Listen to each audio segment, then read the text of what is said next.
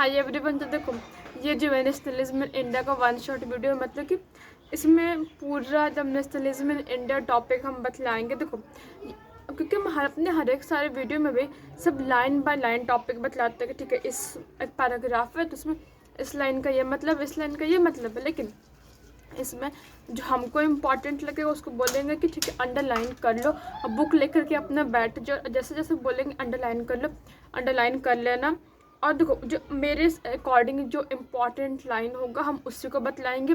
इसलिए इस वीडियो में ऐसा नहीं रहेगा कि पूरा पैराग्राफ ही एकदम पढ़ाएंगे, नहीं। जैसे कि तुम्हारा बोर्ड एग्ज़ाम में अच्छा तुम स्कोर करोगे, तुमको समझ में भी आएगा और अच्छे से तुम एग्ज़ाम में लिखोगे भी। तो हम शुरू करते। अच्छा देखो, सॉरी, शुरू करने से पहले एक चीज़ बोलना चाहते हैं। देखो, तुम लोगों को अच्छा प्रोडक्टिव अच्छे तरीके से बतलाने के लिए चाहिए। देखो, स्पेशली मैथ्स में क्या होता है ना कि जब तुम्हारा रिप्रेजेंटेशन अच्छा नहीं रहेगा, कोई तुम्हारा वीडियो नहीं देखेगा, तो इसलिए हम बोल रहे हैं कि प्लीज़ मेरे चैनल को थोड़ा सा सपोर्ट कर देना। देखो, तुम लोग सपोर्ट करोगे तो मेरा यूट्यूब मोनेटाइज हो जाएगा। तो मेरे वीडियो पे तो कोई भी ऐड नहीं रहता है। देखो, हम साफ साफ बोलते हैं, हम मतलब पॉलिश कुछ नहीं, हम ऐसा नहीं है कि हम एकदम पूरा मेरा चैनल सब्सक्राइब करो या करो। एक्चुअली ये मेरा सेकंड वीडियो है जिसमें हम बोल रहे हैं कि मेरा चैनल सब्सक्राइब करना चाहिए, मेरे चैनल को तुम लोग सपोर्ट कर दो।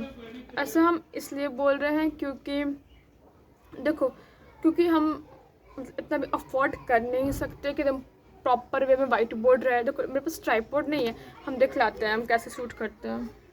देख रहे हो, ये बाल्टी है, बाल्टी के ऊपर दो ईंटा है, दो ईंटा, और ये देखो छत है। दिखा, ये छत है, छत पे हम ऐसे बैठे हुए और ये बुक है। तो इस तरीके से तुम्हारा ये वीडियो प्रिपेयर होता है। देखो, तो एक अच्छा 5 मिनट मेरी बात सुन सकते हो, 5 मिनट कोई प्रॉब्लम नहीं है, 5 मिनट बोलते हैं हम। देखो, सिर्फ 5 मिनट सुन लो, बस 5 मिनट टाइम दे दो, अनसाना नहीं कोई।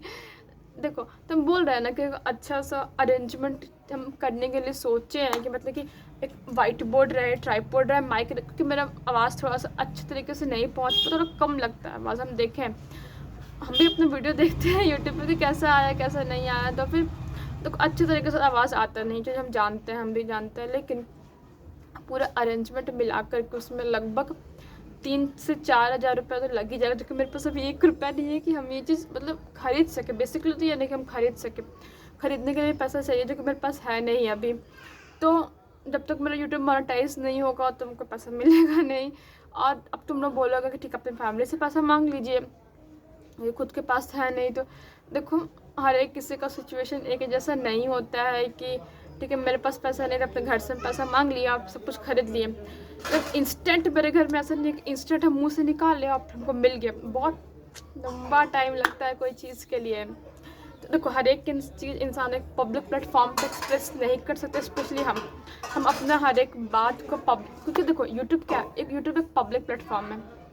इसमें कोई मेरा मजाक उड़ाएगा, चाहे कोई बोलेगा कि बहुत सिंपैथी गेन करने के लिए हम पूरा हम बोल रही है चाहिए कुछ, हम ऐसा नहीं है। हमको अगर कुछ सर्टन प्रॉब्लम्स भी रहता है मेरे साथ, तो सोचते हैं कि चलो कोई बात नहीं, ज़िंदगी है, आते जाते रहता है, अप डाउन है ज़िंदगी में, आएगा जाएगा, अप डाउन तो ज़िंदगी में चलते रहता है।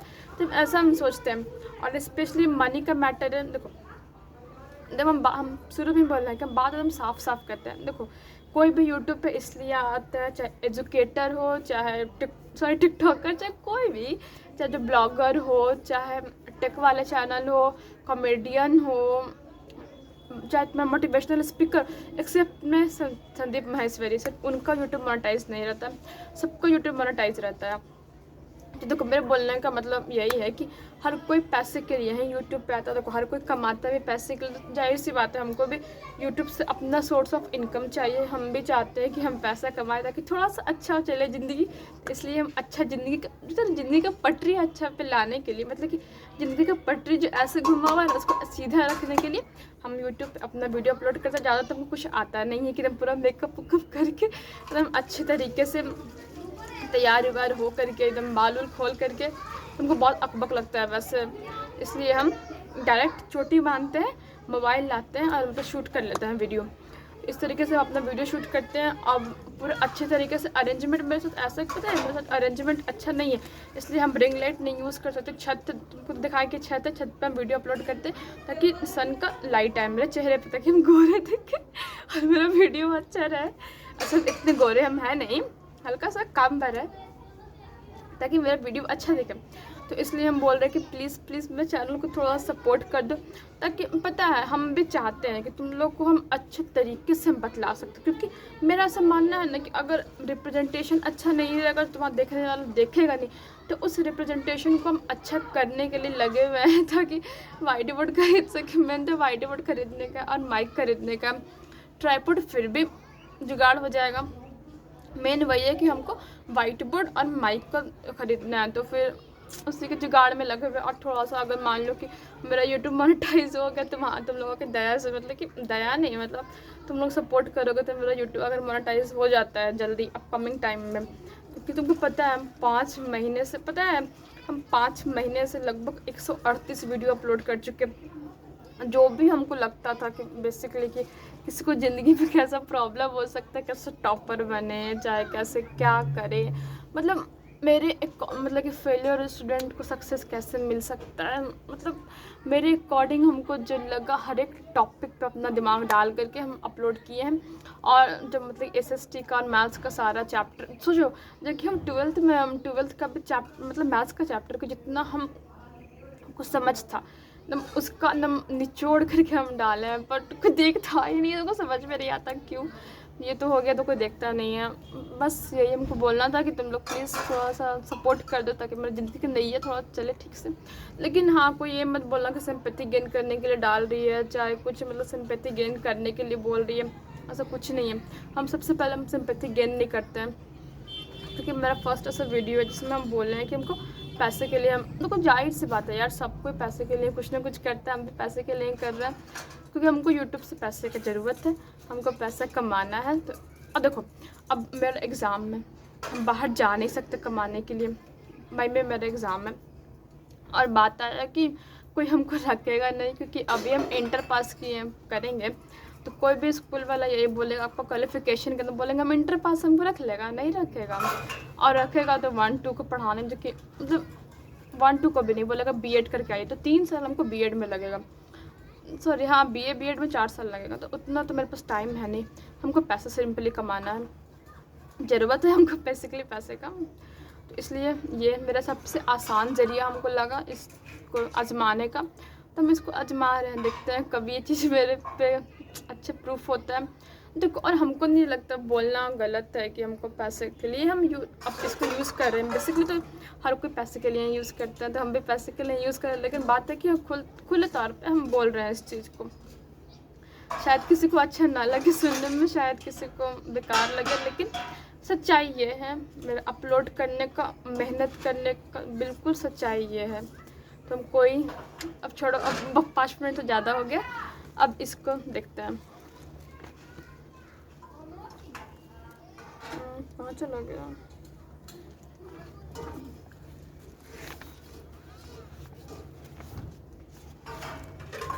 पेज निकाल रहे थे। देखो, सबसे पहले मेरे पास कैपिटल बुक है, तो कैपिटल बुक का है the first world war and the first world war, Khilafat and uncooperation. तो देखो, हाँ सबसे पहले दिया हुआ है after 1919 the nationalist movement spread to new areas, incorporated new social groups and develop new method of struggle. तो कहता है कि 1919 के बाद जो नेशनल मूवमेंट है, मतलब कि राष्ट्रीय स्तर पे जो मूवमेंट चल रहा था, उसको नया आइडिया शेप मिलता है, नया आइडिया मिलता है, वो नए एरियाज तक वो चीज़ स्प्रेड होता है। मतलब कि पहले वो जो आइडिया था एक सर्टेन प्लेस तक मतलब कि सीमित था, कि हाँ ठीक है सर्टेन प्लेस के इंसानों तक सीमित था कि ये कुछ है, कुछ धीरे धीरे टाइम बीतता है वो लोगों तक फैलता है। नया नया जो ग्रुप था, इनकॉर्पोरेटेड मतलब होता है कि जो ग्रुप मेंबर ऑफ ग्रुप, चाहे जो लोग एकजुट हो जाते हैं, नया तरीका निकालते हैं अपने स्ट्रगल को इम्प्रूव करने का। तो अंडरलाइन कर लो, after 1919 the national movement spread to new areas, incorporated new social groups and develop new methods of struggle. ये हो गया। First of all the first world war created a new economic and political situation. तो कहते हैं ना कि जो सबसे पहले कह रहा है कि जो पहला विश्व युद्ध हुआ, तो पहले विश्व युद्ध में एक नया आकार मिलता है, एक नया सिचुएशन का डेवलपमेंट होता है, मतलब एक नया आकार देता है, एक नया डेवलपमेंट होता है इकोनॉमिक मतलब पैसे से संबंधित, और फिर पॉलिटिकल सिचुएशन मतलब कि जो राजनीतिक जो सिचुएशन था वो नया फॉर्म लेता है, नया एक क्या उसको बोले हैं, नया रूप लेता है। It led to a huge increase in defence expenditure. तो कहता है इसकी मतलब कि फर्स्ट वर्ल्ड वॉर की वजह से जो डिफेंस में एक्सपेंडिचर होता है, मतलब कि लड़ाई झगड़े में जो क्या होता है सामान ये सब खरीदा जाता है ना, टैंक हो गया, गोली बारूद हो गया, वो सब में जो खर्च होता है वो बहुत ही ज़्यादा होता है। एक्सपेंडिचर मतलब क्या, खर्च होना। Defence expenditure was met by war loans and increasing taxes. तो कहता है कि जो डिफेंस का जो एक्सपेंडिचर हुआ मतलब कि इधर लड़ाई झगड़े में जो डिफेंस, जैसे कि लड़ाई हो रहा है तो सेना को पैसा कहाँ से देगा, टैंक कहाँ से खरीदा जाएगा, गोली बारूद कहाँ से खरीदा जाएगा, तो वो सब का जो पैसे का जो इंतजाम होता है वो लोन के तौर पे होता है कि एक दूसरे से लोन ले लिया, मतलब लोन लेता है लोग, हम लोग भी लेते होंगे, तुम भी लेते होगे, तो लोन से होता है। और फिर इंक्रीजिंग टैक्सेस, तो फिर जो टैक्स होता है खून चुसाता है आम आदमी का, तो आम आदमी का टैक्स बढ़ा दिया जाता है, उस आम आदमी के टैक्स से उस चीज़ को मेंटेन करता है। तो कहता है custom duties were raised and income tax introduce. तो कहता है कि जो कस्टम ड्यूटीज़ हुआ मतलब कि जो कस्टम ड्यूटीज़ क्या होता है कि मतलब कि एक देश से दूसरे देश जब सामान इंपोर्ट होता है, मतलब कि हमारा देश एक दूसरे देश से सामान मंगवाया, चाहे दूसरा देश हमारे देश में सामान बेचना चाहता है, तो वो जब बाउंड्री क्रॉस करने के टाइम जो उसको पैसा पेड करना पड़ता है, this is your custom duties.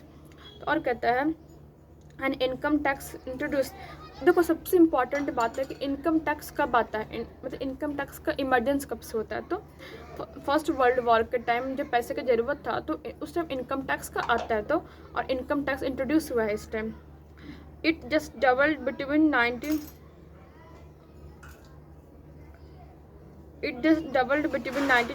leading to extreme hardship for the common people throughout the war process। तो कहते हैं कि जब लड़ाई चल रही थी, तो फिर लड़ाई चल रहा था, लड़ाई चलने के टाइम पहला विश्व युद्ध में कि जो पैसे का जो दाम था, हर एक चीज़ का दाम बढ़ जाता है, खून चुसा रहा था भारतवासियों का, मतलब कि भारतवासी नहीं, जो भी देश के जो लोग थे उनका खून चुसा रहा था।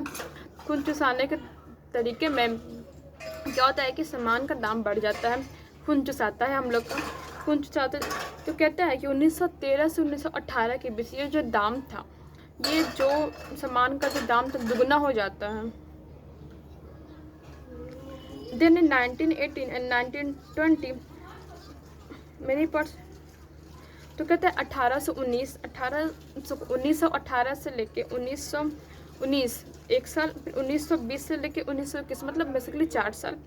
Many parts of India suffered failure of crops and resulted in acute shortage of food। तो कहते हैं ना जो 4 साल हुआ 1918 19 20 21, तो जो 4 साल हुआ, इन 4 सालों में इंडिया का ऐसा बहुत सारा जगह था, मतलब कि मेन पार्ट्स ऑफ इंडिया जो हुआ वहाँ पे, देखो छिपकली आ गया यहाँ पे, देखो चलो चला गया।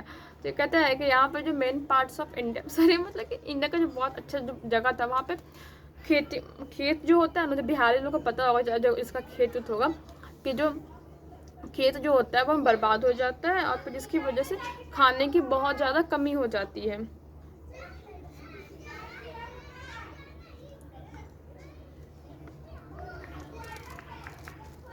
तो कहता है देखो एक और इम्पॉर्टेंट लाइन है, अकॉर्डिंग टू सेंसस ऑफ 1921। तो कहता है सेंसस मतलब क्या, जनगणना। तो होता है ना कि साल में एक बार होता है, कहाँ कितनी आबादी बढ़ी है, हमारे इंडिया में होता है ना ऐसा, मेरे घर के पास भी आता है जोड़ने का आपके घर में कितना आदमी है। तो उस जनगणना में होता है कि 1921 में 12 to 13 million people died due to famines and epidemic. तो कहता है कि 12 से 13 मिलियन लोग सोचो भूखमरी से मर चुके थे, महामारी से मर चुके थे। अंडरलाइन कर लो इस पॉइंट को। This was according to the census of 1921 12 to 13 million peoples died due to famines and epidemic. People hope that their hardship would end after the war was over. देखो लड़ाई झगड़ा ख़त्म, उनको लगा कि लोगों को जो लगा मतलब हमारे जो कॉमन पीपल हुए उनको लगा कि अच्छा चलो लड़ाई ख़त्म होगा तो हमारा भुखमरी मर जाएगा, हमारा जो मतलब क्या उसको बोलते हैं, बुरा समय, हाँ हार्डशिप मतलब क्या, डिफ़िकल्ट टाइम, दिक्कत, हमारा जो डिफ़िकल्ट टाइम है वो ख़त्म हो जाएगा। जैसे कि हर कोई सोचता है चलो एक टाइम है, टाइम का फेज़ ख़त्म होगा, हमारा ज़िंदगी अच्छा चला जाएगा।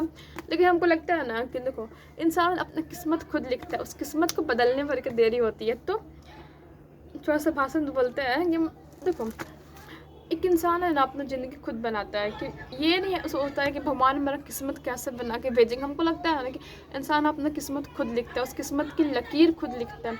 मेन होता है ना कि एस्ट्रोलॉजर के हाथ देख के बताएंगे कि आपका किस्मत कैसा है, लेकिन हमको लगता है ना कि इंसान अपना हाथ का रेखा खुद बनाता है अपने मेहनत और कर्म के बलबूते पे। छोड़ो, अब भाषण हो गया, अब आगे देखते हैं। अब है पेज टर्न करो, द आइडिया ऑफ सत्याग्रह। अब हम लोग सत्याग्रह क्या था, क्या उसका आइडिया था, उसको देखेंगे। पूरा का पूरा कोशिश करेंगे कि इस वीडियो में पूरा the nationalism in India cover हो जाए, जब तक कि भगवान जी का दया रहे, सूर्य भगवान उगे हुए रहेंगे। तो उम्मीद रखो तुम लोग का कंप्लीट हो जाएगा, नहीं तो सेकेंड पार्ट का इंतजार करना। इन जनवरी 1915 देखो the idea of Satyagraha. In January 1915, Mahatma Gandhi returned to India from South Africa, where he had successfully followed the racist regime with a unique method of mass agitation. देखो, तो कहते हैं ना कि जनवरी 1915 का साल था, जनवरी का महीना था। उस महीने में Mahatma Gandhi return to India. देखो 1900 साल याद रखना, 1915 का था, महीना कौन सा था, जनवरी का महीना था। उस महीने में साल 1915 जनवरी का महीना, एकदम दिमाग में नोट कर लो, एकदम पक्का एग्जाम में। सत्याग्रह, तो सत्याग्रह है महात्मा गांधी जी का है, तो आएगा ही आएगा। तो कहते हैं ना कि बोलते दिए, तो महात्मा गांधी साउथ अफ्रीका से वापस आते हैं। तो महात्मा गांधी साउथ अफ्रीका में सामान बेच रहा है। तो महात्मा गांधी है ना, ये साउथ अफ्रीका में बहुत मस्त काम करते हैं। मस्त काम में वो क्या करते हैं कि वहाँ जो रंग भेद होता है, रेसिस्टरिज्म, मतलब कि एक बहुत लंबे टाइम से चलता हुआ जो काले गोरे का जो भेद होता है, उस भेद के अगेंस्ट में वो जमकर लड़ाई करते हैं। और वो नया मतलब लड़ाई नहीं करते, शांति का प्रचार करते हैं। मतलब बेसिकली उन लोगों में अंडरस्टैंडिंग डेवलप करते हैं। Successfully fought the racist regime with a unique, एक वो वहाँ क्या करते हैं ना, तो उनको अच्छा नहीं लगता क्योंकि हम लोग तो काले इंसान हैं, तो काले गोरे का वहाँ भेद होता है। तो वो रेसिस्टरिज्म जो हुआ, मतलब कि काले गोरे का जो भेद हुआ, उसका अगेंस्ट में वो फाइट करते हैं, लड़ते हैं, एक नया तरीके से लड़ते हैं। बेसिकली जो लड़ाई होता है कि एकदम पूरा एक दूसरे को मारा पिटी करना है, एकदम खून वून बहा दो, वैसे लड़ाई हो गया। स्कूल में तुम लोग करते हो गए, वैसे लड़ाई करते हो कि नहीं, उस वैसे लड़ाई वो लड़े नहीं थे। वो क्या किए, by with a unique method of mass agitation. तो वो क्या करते हैं कि नया तरीका निकालते हैं जिसमें कि लोगों को इकट्ठा करते हैं। मास एगिटेशन मतलब एक जगह इकट्ठा करते हैं। विच ही कॉल्ड सत्याग्रह, जिसको वो नाम देते हैं सत्याग्रह। तो शायद तुम लोग अगर एग्जाम में पूछता है कि सत्याग्रह क्या है, बस सिंपली लिख देना। बस देखो दिमाग में ये याद रखो, अगर तुमको याद नहीं है सत्याग्रह क्या है, बस अपोजिट याद रखो। जैसे तुम लोग स्कूल में लड़ते हो, मारा पिटी करते हो, खून बहाते हो, ठीक उसका उल्टा महात्मा गांधी किए थे कि तुम शांति से बातचीत, शांति से बैठा करके लोगों को दिमाग डेवलप किया था, कुछ करना है, इस चीज़ को अच्छा नहीं है। The idea of Satyagraha emphasizes the power of truth and the need to search for truth. तो कहते हैं ना कि सत्याग्रह किस चीज़ को रिप्रेजेंट करता है। मेरे क्वेश्चन में चीज़ आया था, हमको याद है ये चीज़, जब हम दिए थे एग्जाम। तो कहते हैं कि the idea of Satyagraha emphasis the power of truth. तो कहता है कि जो सत्याग्रह जो है किस चीज़ को रिप्रेजेंट करता है, मतलब कि सत्याग्रह सच्चाई की ताकत को रिप्रेजेंट करता है कि धर्म के रास्ते पे चलो, धर्म है, धर्म कि मतलब कि तुम सच्चाई से कुछ भी जीत सकते हो, इस चीज़ को रिप्रेजेंट करता है। And they need to search for truth, और कि आपको सच की मतलब सच की खोज की ज़रूरत है। It suggest that the physical force was not too necessary to fight the oppression. और ये एक और चीज़ को रिप्रेजेंट करता है कि it suggest that the physical force was not, हाँ कि ये और चीज़ रिप्रेजेंट करता है, मतलब कि समझाता दर्शाता है कि हम लोगों को अच्छी ज़िंदगी, जो हम ऑपरेशन है, मतलब जो हमारे को दबाव डाल रहे हैं, हमको जो परेशान कर, उसे लड़ने के लिए सिर्फ फिजिकल फोर्स की ज़रूरत नहीं है, सेना की ज़रूरत नहीं है। The oppression if the cause was true and if the struggle was against injustice, तो कहते हैं कि अगर आप जिस चीज़ के लिए लड़ रहे हैं अगर वो सही, अगर आप अन्याय के खिलाफ आप लड़ रहे हैं,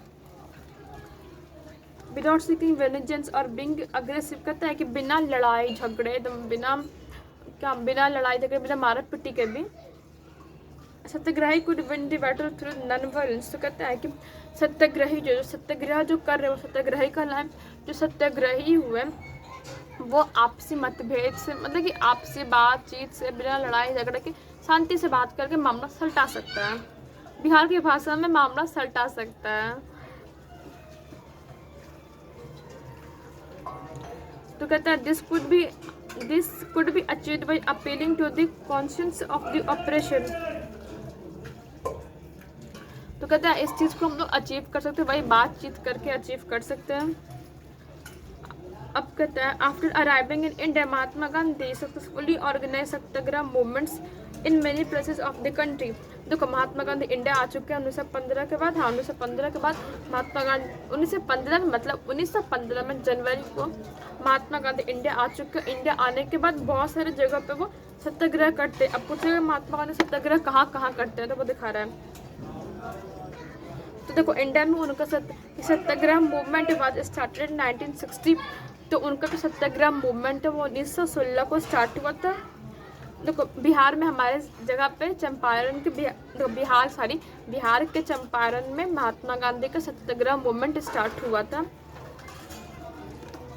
to inspire the peasants to struggle against the oppressive plantation system. तो वो जो ये क्या था अरे भूल गए।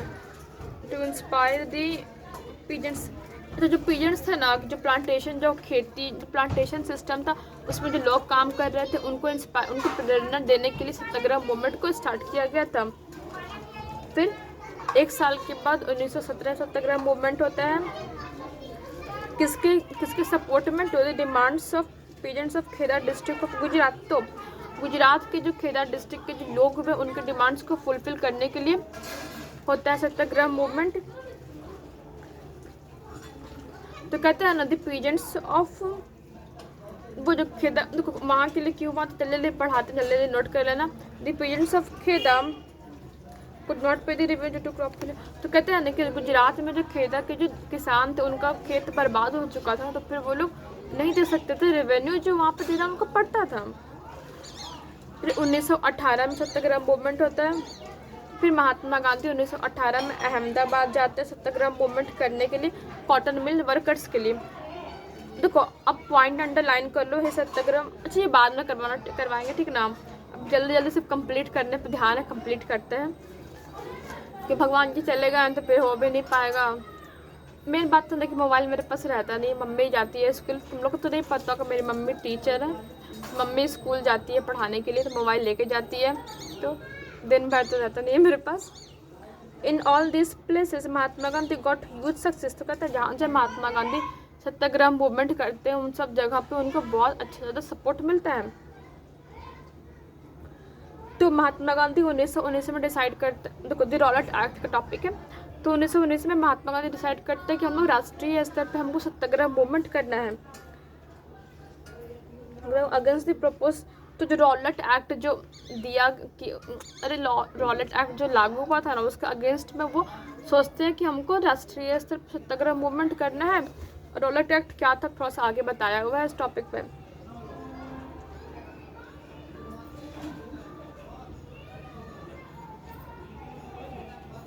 The act gave the government enormous power to repress political activities। तो कहते हैं ना जो रॉलेट एक्ट था ना उसमें कि जो पॉलिटिकल एक्टिविटीज़ थे, मतलब कि गवर्नमेंट अगेंस्ट में जो भी आवाज़ उठाएगा उसको आप कुछ भी कर सकते हैं, टरका सकते हैं, जेल में डाल सकते हैं, मतलब कि जो इच्छा आप कर सकते हैं उन लोग को। Local leaders were picked up from the British to deal. तो कहते हैं ना कि worker supported rallies, Mahatma Gandhi rallies निकालते हैं अलग अलग शहर में, जो वर्कर्स होते हैं उस चीज़ को सपोर्ट करते हैं।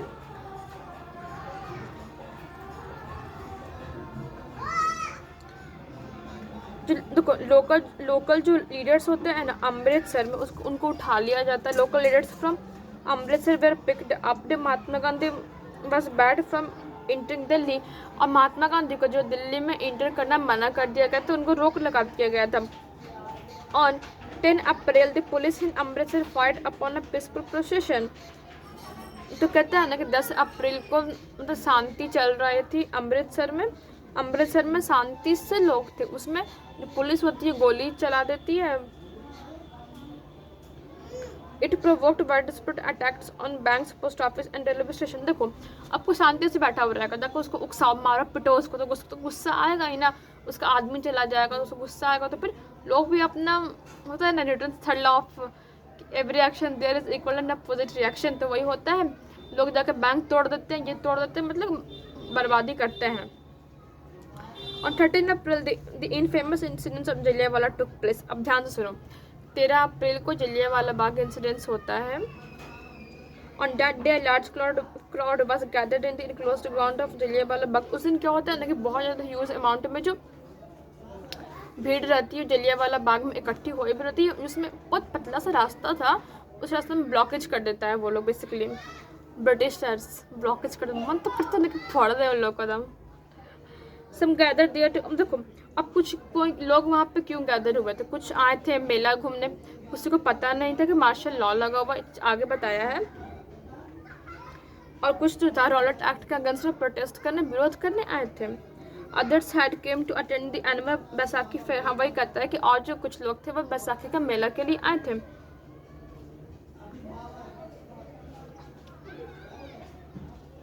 Where unaware of the martial law had been imposed. और जैसा कि हम बोले बहुत लोगों को पता भी नहीं था कि मार्शल लॉ लगे हुए हैं। आगे कहते हैं that been imposed. Dyer enter the area, और जनरल डायर था ना वो उस जगह पर घुसता है, जलियांवाला बाग में घुसता है। ब्लॉक द एग्जिट पॉइंट, जाने का जो रास्ता है। देखो ये हमारा क्या है, ये हमारा गेट है, गेट को बंद कर देता है exit point and open fire on the peaceful crowd. और जो शांति से जो लोग वहाँ पे इकट्ठे थे, जो भीड़ थी, उसमें क्या गोली चला देता है, किलिंग हंड्रेड्स, और सौों की संख्या में लोगों को मार देता है। इस object as a declare letter. तो कहता है उसको जो करने का पर्सपेक्टिव दिमाग में चल रहा था उसका ये था कि was to produce a moral effect, कि वो लोगों में एक छाप देना चाहता था। To create in the minds of fear of terrors, to create in the mind satyagrahis a fear of terror and awe, कि जो सत्याग्रही जो है उनके दिमाग में एक डर पैदा करना चाहता था, बेसिकली उनको रोकना चाहता था। The news of Jallianwala Bagh spread like wild fire. तो कहते हैं जलियांवाला बाग का जो न्यूज़ था एकदम आग की तरह फैलता है। जाहिर सी बात है फैलेगा ही फैलेगा, दिमाग नहीं है sorry. Immediately, large crowd took to the street in many North Indian towns। तो कहते हैं तुरंत जैसे कि लोगों तक जैसे बात पहुंचती है, लोग अपने सड़कों पर उतरते, अपना फिर रिएक्शन दिखलाते हैं। देयर वर स्ट्राइक्स, लोग भूख स्ट्राइक करते हैं, भूख हड़ताल करते हैं। क्लासेस विद पुलिस के साथ वो लोग दो हाथ करते हैं, मारा पिटी करते हैं, मतलब कि अपना दुख दिखाते हैं। इस हर एक किसी का तरीका अलग होता है, तो वो इस तरीके से दुख दिखलाते हैं। नॉर्थ इंडियन टाउन्स में बेसिकली होता है ये चीज़। जो सरकारी जो बिल्डिंग होता है उसको तोड़ फोड़ करते हैं। The seeking of the humiliate and terrorized people,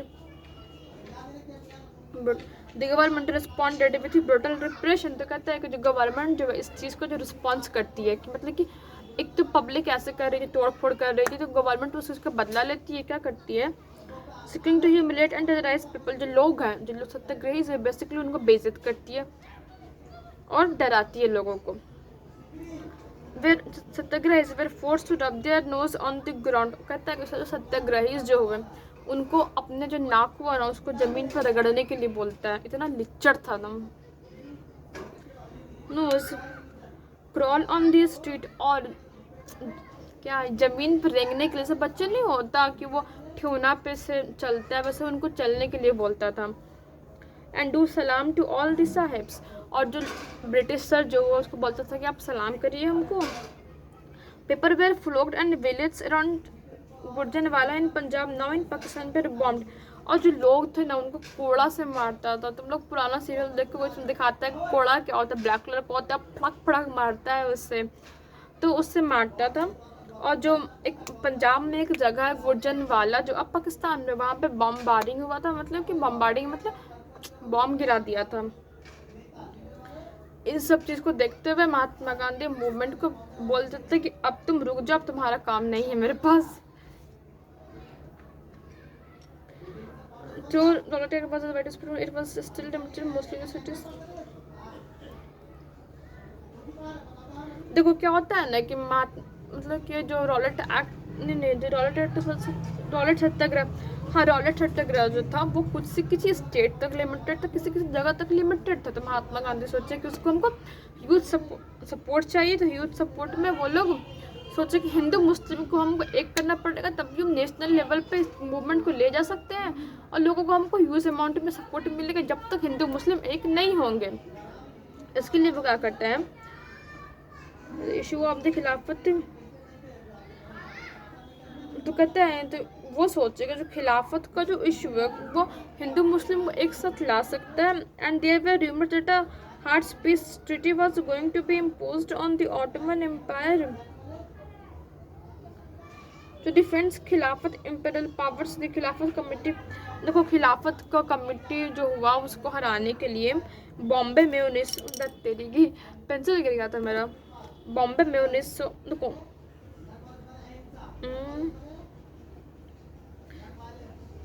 देखो Khilafat imperial to defend the khalifas imperial powers. तो यहाँ पे दो मुस्लिम लीडर्स का जिक्र कर रहे हैं, मोहम्मद अली और शौकत अली। इसके लिए महात्मा गांधी के साथ वो डिस्कस करते हैं, बात करते हैं to bring Muslims under the umbrella of a unified national movement की जो मुस्लिम लोगों का उनको एक छत्र छाया के अंदर रखना है कि हिंदू मुस्लिम एक हो जाए। और फिर देखो कलकत्ता में सेशन होता है सितंबर 1920 में, जिसमें कि नन कॉपरेशन मूवमेंट स्टार्ट करने का जिक्र होता है। अब नन कॉपरेशन मूवमेंट क्या है, अब हम लोग देखते हैं कितना बच रहा है, नहीं थोड़ा सा देखते हैं वो पता है कि नहीं, अभी भी भगवान जी हैं। तो आखिर नन कॉपरेशन मूवमेंट क्यों हुआ था उसको देखते हैं। In his famous book Hind Swaraj, Mahatma Gandhi declared that the British rule was established in India with the cooperation of Indians. तो महात्मा गांधी 1909 में एक बुक लिखते हैं, हिंद स्वराज जिसका नाम था। उस बुक में वो कहते हैं कि इंडिया में ब्रिटिश का रूल तभी हम लोग की वजह से ब्रिटिश रूल इस्टेब्लिश हो पाया क्योंकि हम ब्रिटिश को कॉपरेशन करते हैं, क्योंकि हम उनका सामान यूज़ करते थे ना, तो उनको तो पैसा मिलेगा। Gandhi ji wanted that the movement should take place in states. तो गांधी जी सोचे कि ये जो मूवमेंट जो है ना वो स्टेज वाइज होता है, कि छोटा छोटा से कदम, जैसे कहते हैं बूंद बूंद से सागर भरता है, तो वही वो बूंद बूंद से सागर भरने का फिराक में थे कि छोटा छोटा कदम लेकर के बड़ा सा कदम लेना है। वो ना सक्सेस का सीढ़ी बहुत छोटा चलता है, वही सोचे थे वो।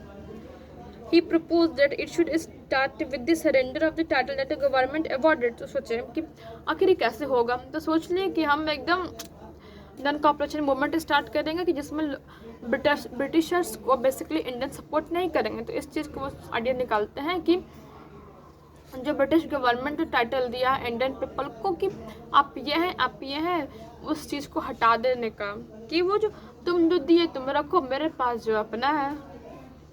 तो and a boycott of the civil services, army, police, courts and legislative council, schools and foreign goods।